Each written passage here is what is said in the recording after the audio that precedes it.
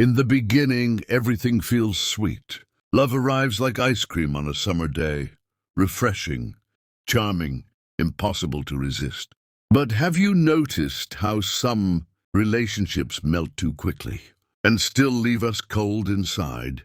Carl Jung reminds us that what's too sweet may be hiding unconscious poisons.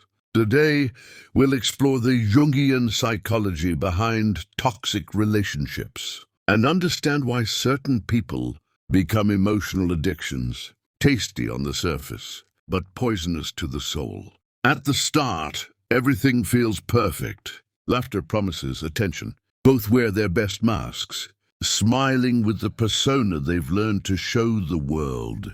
Seductive, charming, just right. But what's real? And what's just the need to please? The persona is the facade, and every facade hides a house with closed doors. Over time, the flavor changes. Control disguises itself as care. Possessiveness hides behind passion. And what once felt like tenderness turns into demands, emotional blackmail, suffocating jealousy. You realize the sweetness hides a shadow. The shadow is everything we deny in ourselves, but project onto others. You're not loving the real person. You're loving what they represent. An ideal, a fantasy. You project your animus or anima onto them, your unconscious soul, your inner emptiness disguised as love. But what's born from projection dies in frustration. You didn't fall in love with someone. You fell in love with a part of yourself you don't yet know. Why do you stay in a relationship you know is hurting you? Because the ice cream, even when it's too sweet, distracts you from the real pain. The pain of childhood, the wound of abandonment, the trauma of rejection.